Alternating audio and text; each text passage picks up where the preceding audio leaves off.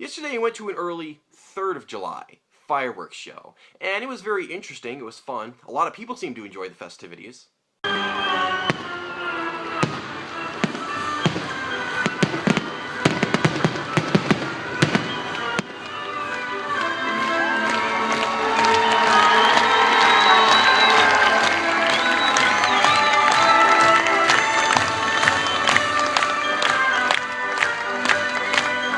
However, I personally get very uncomfortable when I'm in a situation where people describe fighting for their country, loving their country, having loyalty to their country, believing that their country is number one, or that the greatest, or it's something that warrants your loyalty. There are a few problems with this. First off, what does it mean to support your country? What is your country? Is it the people living in your country? That may be. You may say that the people in your country are your brothers and sisters, but how can you really look out for their better interest? There are so many people with so many diversified interests, so many problems. They live in poverty. They face discrimination. How are you really going to be able to relate to all of them and understand their issues? Not to mention the fact that oftentimes people around us in our daily lives have extreme problems that we don't notice because we don't even take the time to listen to them, ask them what's wrong, and try and make things better for them. To say that you really love the people of America is hard to believe. Not that there's something wrong with that, because you don't care about the starving man in Zimbabwe. How can you? There's 7 billion people in the world with their own problems. That's unreasonable. It's just too big of a country. Too many people. Maybe you like the government, or a certain policy that the government enacts. Perhaps it's a method of the government enacting policies. This is debatable, but I don't think that there's a huge difference between the United States and other countries which are industrialized or industrializing. I don't see a huge substantial difference. And yes, while there are situational differences that can make people situationally better or worse off, I don't think that disproportionately we're better off in America. It's very convoluted, and I don't see a real specific answer for what it means to support the country. In my mind, this is dangerous because it can lead to nationalistic mentalities. Why is nationalism wrong? Is it wrong to say that you love your country? Not necessarily, but I think that it means that you can support things that you don't even know that you're supporting, or don't warrant your support. My base example of this is thinking about the US military, which is the way the United States government enforces policies and desires in areas where it does not have sovereignty. We say we're protecting people, but we use the military to enforce our interests.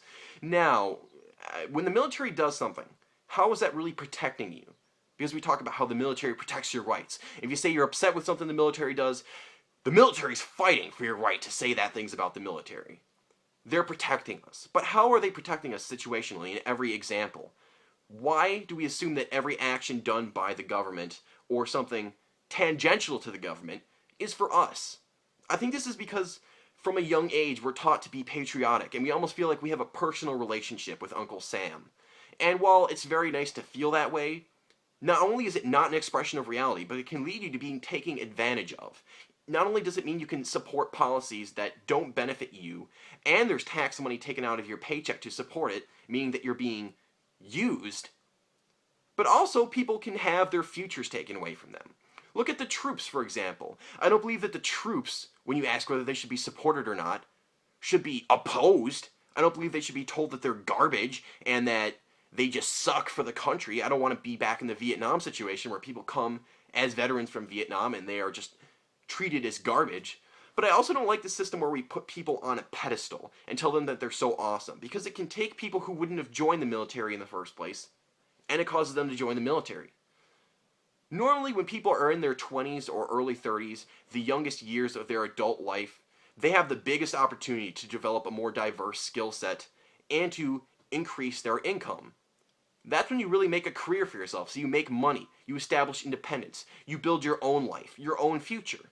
And if people join the military, oftentimes they lose that because they aren't developing real skills that are beneficial in the real world. They have no way of making more money in their lives. All that being said, considering the sacrifices that people make in order to be a part of this military complex, what do we gain? As I said, a lot of people have this arbitrary concept that the troops fight for our freedom and make our lives better. But how does that really enact in real life?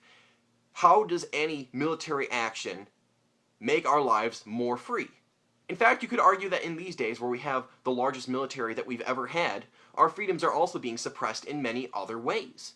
I don't see the benefit. And in my mind, the fact that we still have this loyalty to the idea of people being part of the government, being part of the military, fighting for our freedom, even though we have no explanation of how this is done, gives the idea that we are just blindly going along with the system.